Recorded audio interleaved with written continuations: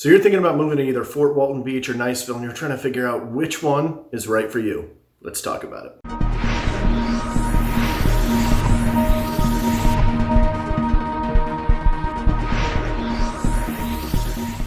What is going on? It is Andrew with the Emerald Group right here in Fort Walton Beach, Florida. Today we're going to be talking all about Niceville or Fort Walton. Which one is right for you? Listen, if you're trying to figure out everything there is to know about Fort Walton Beach and the surrounding areas, well, you've come to the right place. Make sure you hit that subscribe button and tap that little bell so that you'll be notified every single time we do a new video. Listen, we're getting calls, texts, and emails all the time of people wanting to move right here to Fort Walton Beach and the surrounding areas. If that sounds like you, well, go ahead and give us a call, text, or email. All of our information is up on the screen, and we'd love to help. All right, let's go ahead and jump right into Niceville versus Fort Walton. Which one is going to be best for you? So we've come up with lots of different things to talk about today, but we're going to start with housing. The average home prices right here in Niceville as of April of 2021 year to date is approximately $430,000. For that $430,000, you can expect to get approximately a 16 to 1800 square foot, 3 or 4 bed and 2 bath home. Now comparing that to Fort Walton Beach, where the average price is $270,000, you are going to be getting a little bit smaller of a home though, because that same $270,000 will be approximately a 3 bed, 2 bath at around 1500 square feet. Now don't worry, you can find properties underneath $200,000 in both cities, and of course it scales all the way up to about $4.5 million in each city as well, just kind of depending on what you're looking for. Now let's go ahead and jump on into rental numbers in case you're not going to move down here and purchase right away, or maybe you're just renting permanently. That's perfectly fine. The average rental prices out here are going to be approximately $1,800 in Niceville, and that's going to score you a 3 bed, 2 bath at around 1,600 square feet, fairly updated. Now go ahead and move on down to Fort Walton Beach, where the rent is a little cheaper. It's about $1,300 per month, and that's going to net you a 3 bed, 2 bath at around 1,300 square feet. Now keep in mind for both of these numbers, this is going to include absolutely everything. So your townhomes,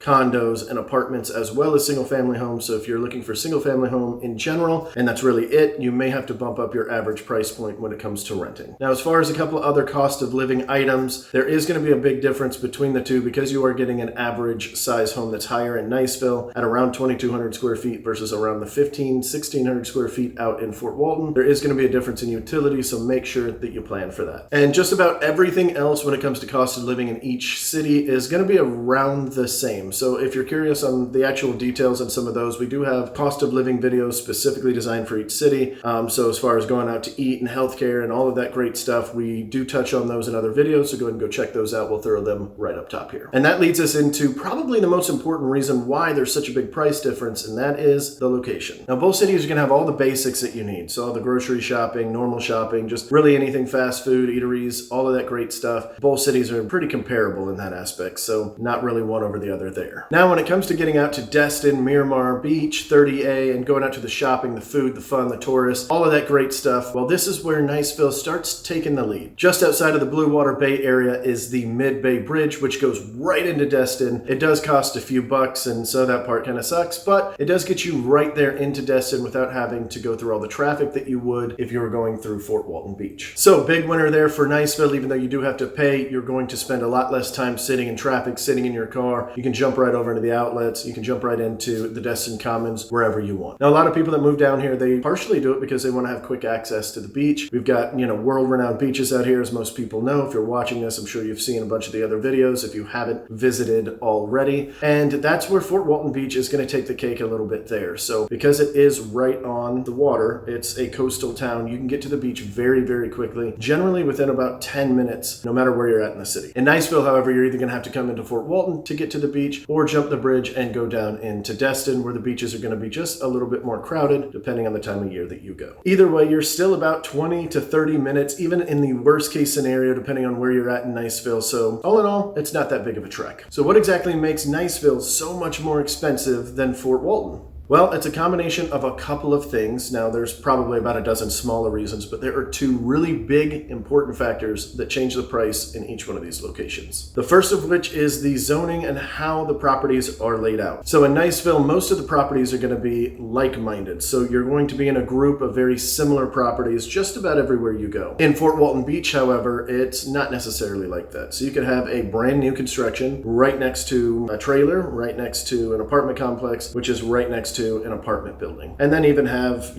some sort of businesses nearby. So it's a little bit mixed. You might get in a neighborhood where, you're the nice home on the block and everybody else is 1970s ranch. Not saying that they're not nice, but you've got the nice new build and they've still got some of the older ones. You'll see that in parts of Niceville, but it is more prevalent definitely in Fort Walton Beach. So going back to Niceville, when it comes to their neighborhoods, a lot more of them are going to have the sidewalks. They're going to be very similar in style of home, age of home, size of home, all of that great stuff inside of each little community. And then how they're built out, particularly like in Blue Water Bay, is you'll have little community inside a little community inside a little community engulfed inside of Blue Water Bay, which is a master community. And the number 2 reason why Niceville definitely takes the cake on price, why it's so expensive to live out there, is the schools. So from all of the families that we have that moved out here to Fort Walton Beach or Niceville, the biggest reason why most of them say they picked Niceville is because of the schools. Particularly their high school has a lot of extracurricular activities. Their sports program's really amazing, and it offers quite a bunch to their students. Now, that's not to say that Fort Walton Beach doesn't have great schools, because it does. In fact, we're very blessed in this area that the entire Panhandle, for the most part, as far as I can tell, has above average schools. Now, that's not to say that Niceville is the only place for you. If schools are the most important, I would definitely do your research on that to make sure that the schools that you're picking for your children have everything that you want. So just as a quick wrap up, you've definitely got a lot more bang for your buck that will happen out in Fort Walton than you will in Niceville, but Niceville has its own perks. So depending on exactly what you're looking for, one city might be better for you than the other. Hopefully this video helps you choose between the 2 cities if you were torn, and if it didn't, give us a call, text, or email. We can definitely help narrow that down for you. And if this video was helpful to you in any way, please go ahead and hit that like button and turn it blue for me, because it really helps us out. Well, that's everything we've got for Fort Walton Beach versus Niceville. See ya.